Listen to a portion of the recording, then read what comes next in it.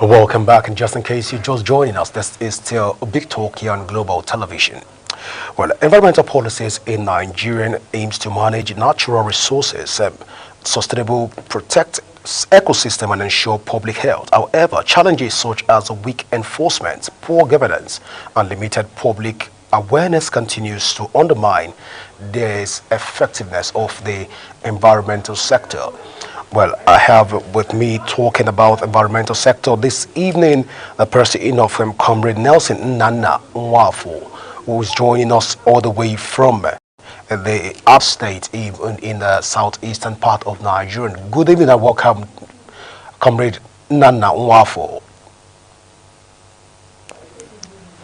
All right, let's delve into the conversation first. Let's look at environmental policies in Nigeria so far.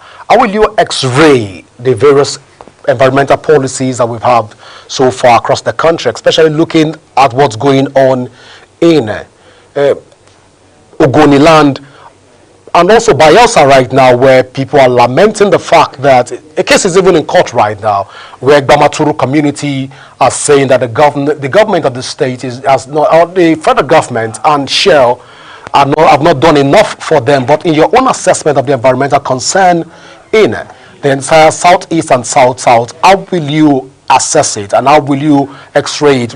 Let's even get your thoughts even on around this line right now, Comrade Nelson.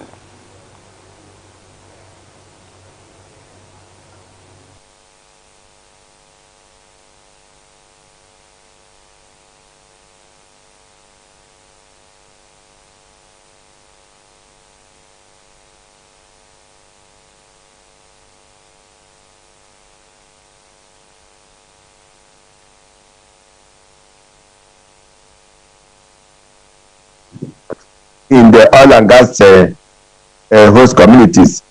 Hello, can you hear me? Hello? Yeah, we can hear you loud and clear. Go ahead. We can hear you loud and clear. Go ahead. Okay. So, and the government has so many environmental laws that have been put in place, but we are so worried. The implementation becomes a problem.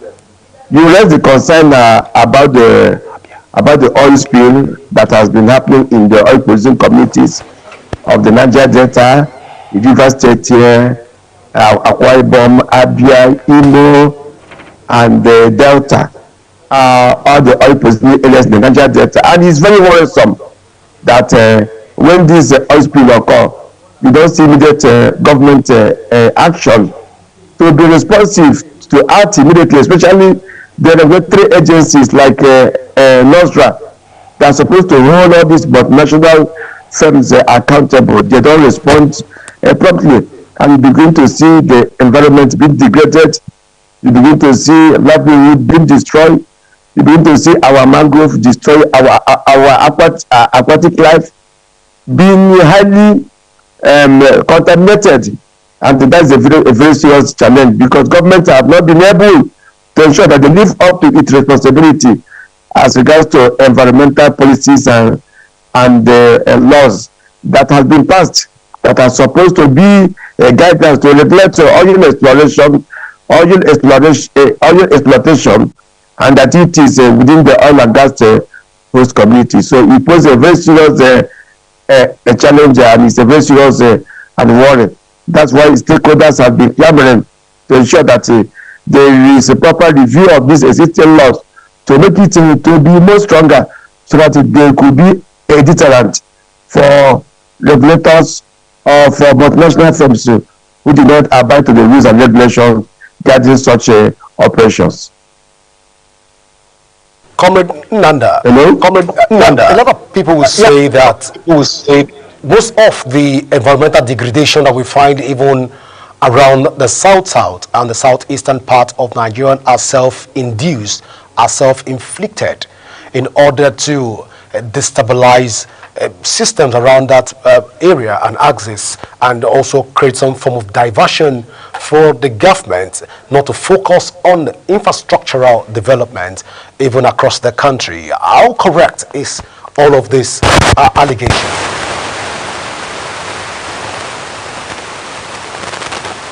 Because some of the issues that really happen in the oil and gas communities real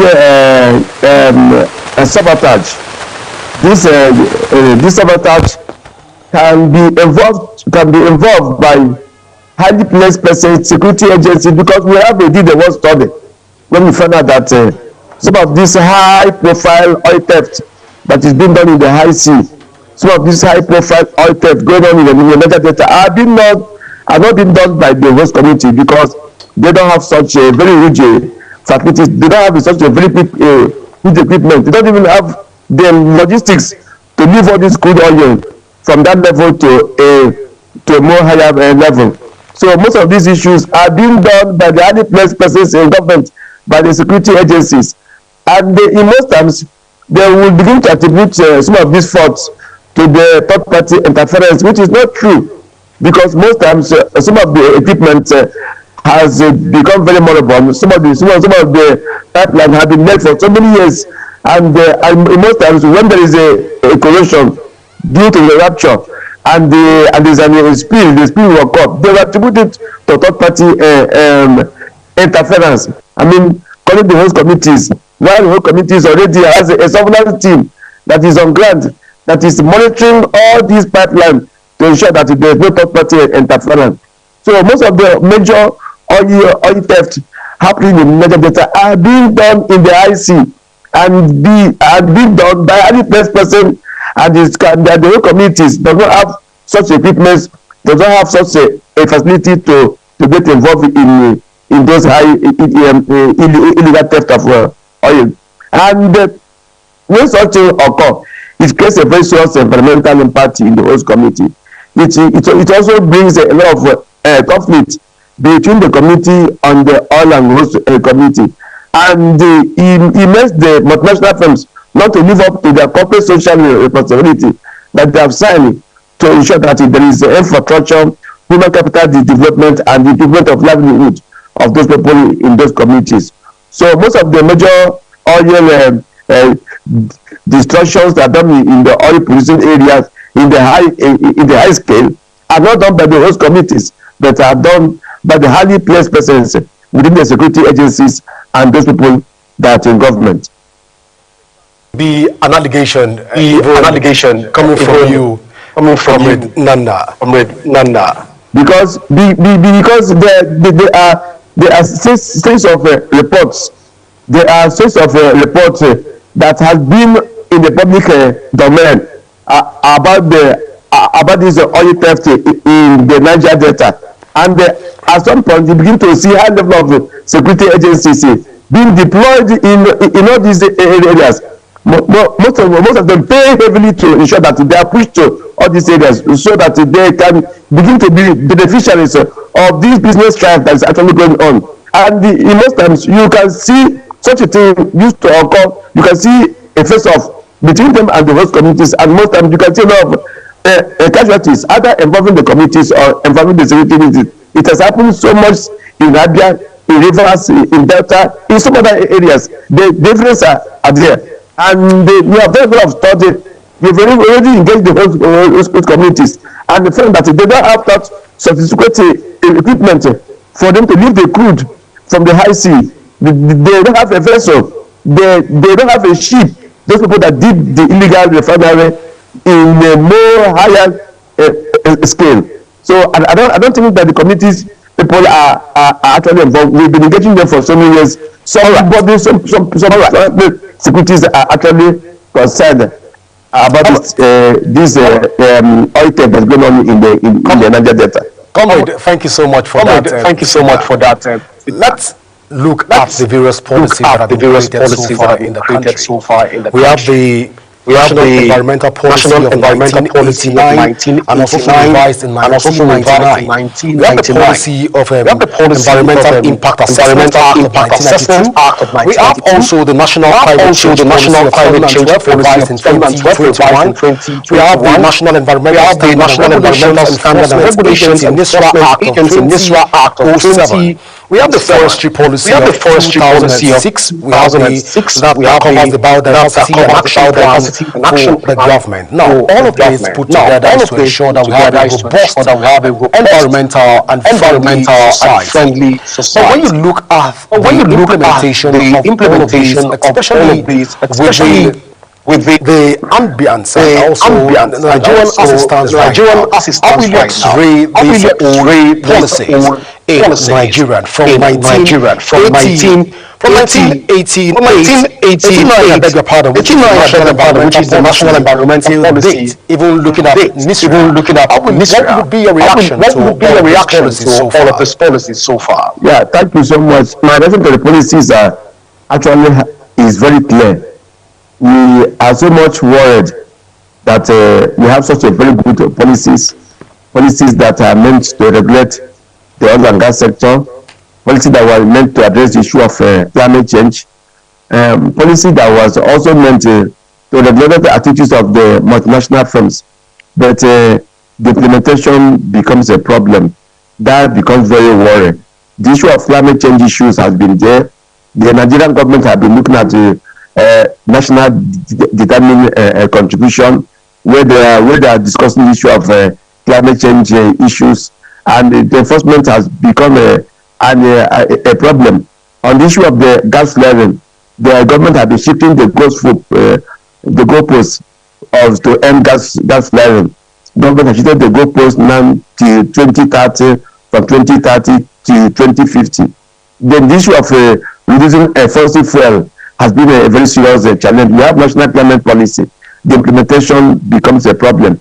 The national determined contributions that look at some key areas like smart agriculture, renewable energy, mass transportation to reduce emissions and the fossil fuel, movement from gas to renewable energy, and some of those interventions have not really come to play, because these policies were meant for government to look at all these issues and begin to address them. Implementation becomes a problem. And then also the regulatory agencies or the rest of the oil and gas sector, like the NOSDRA handle the issue of oil spill and gas flaring, while the other NOSDRA handle the issues of telecom marks and other things, have not lived up to their responsibilities. You see oil spill still occurred. You still share at packed up and Nigerian gas company, Dragon Fruit or Jeep, any of those multinational firms, they don't respond immediately. So that means they don't adhere to the whole environmental laws and policies that have been put in place. And you see the community people feeling the impact of the degradation, feeling the impact of the empathy in the communities. And then secondly, on the climate change, what has government done? Have they been able to reduce fossil fuel? Have they supported agriculture to move to smart agriculture? Have they reduced the emissions? Fossil fuel, has it been addressed? Those things are policies that government has put in place. So the implementation becomes a very strong challenge. So we are calling that government should be more responsible. Government should also look at those policies and look at the current trend and begin to review them, and those agencies, make them to have a procedural power so that they can only be done, so that they can not only back but they can bite, so that they can begin to hold corporate firms accountable, they can begin to hold other divisions accountable, and they begin to address the emerging threat that occasioned by climate change that is ravaging our communities and our country at general. Thank you. With Nelson, before I let you go, just on a final note, looking at the environmental policies right now, because I understand that in Bayelsa are currently lamenting over flaring, and there's this arrangement and also that Shell is relocating out of Nigeria, and as such, they are compelling Shell and the federal government to do the ensuring that they restore ecosystem back to a semi-normal system. Looking at all of these policies, policies right now in play in Nigeria. In your own assessment, in your own assessment and your own rating, how far have we come? How far have we come? If in a scale of 10 for the last 10 years, for the last have 10 we been years, better off? Have we been better off? And where will you rate us? And where will you place us on even this rating? On this rating? Yeah, the system is not. I can rate it at the level of 8 or 9 because the system is not getting better. Because when Shell was there, Shell was the oil sector or for the environmental sector, 9%. No. What I mean is the environmental degradation that's happening in the oil and gas waste community in Bayelsa, Rivers, and some other states. And also the level of the because we are disgraced, because we are not moving forward. Because right now, Shell have not packed out. They said they are de-investing. They are gradually moving out of Niger Delta because of actually they have not been very responsible. There are a lot of matters that is in court against Shell in UK court, and then also in some other of the host country court that people in the Delta file a suit against them. If you go to the host communities, they are still flaring gas up to now, and there's what we call suit. That suit will continue to come up due to the issue of gas flaring that's happening in those areas. So the community continue to suffer environmental impact. There's a serious genocide going on in that area. There's a serious health hazard going on. The situation has not really changed because it has actually gotten worse. You cannot see critical infrastructure on ground in the host communities. The livelihood has been lost. Their health attendance level has been reduced from 75 to 60. And it is very much unfortunate because these corporate firms have not been able to begin to address the issue of environmental exploitation in those areas. And that's why actually we are really canvassing for environmental justice in this area so that we can find a way to hold them to account. In communities like in some areas in the land, they have said Shell should stop exploration. They say leave the oil in the land because they have suffered so many years of neglect. They have suffered so many years of environmental impact on the area, and the multinational firms have not been able to live up to their corporate social responsibilities. The one they did was at the inception of the operation. As the year continued to go, the situation continued to get to what the health hazard continued to increase, and the community people suffered a very serious impact from this oil exploration. Maybe you can have a tour or visit of all these oil producing areas, so that you can have a more in-depth knowledge of actually what they are actually passing through. That's actually I can pass it. Even the current host community trust fund that was introduced. That fund was meant to address the issue of the communities, but you can see an overbearing influence on the sectors of the multinational firms to determine which projects that are going to happen in this oil and gas community. So it's a very serious worry, and that's actually what we are discussing. That this government should live up to the responsibility. They should look at the issue of environmental impact and begin to address them urgently. Thank you. That's why you put this. That's why you put this score at 9 over 10. I would thought that it was 9 over 10. It was 9 over 10 on the progress level. Never knew that it was one. Okay, it could be another session.